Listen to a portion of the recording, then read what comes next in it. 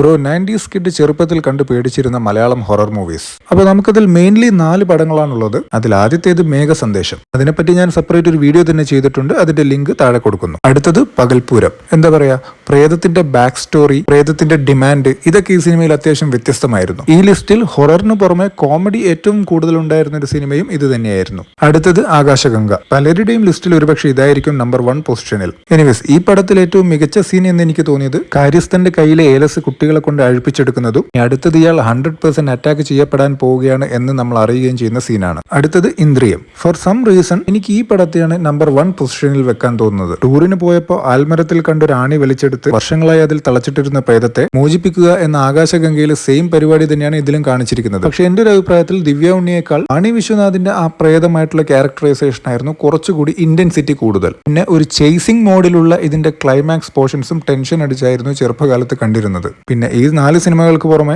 Summer palace, Saudamini, Bhargavi നിലയം എന്നീ സിനിമകൾക്ക് നമുക്കൊരു സ്പെഷ്യൽ മെൻഷനും കൊടുക്കാം.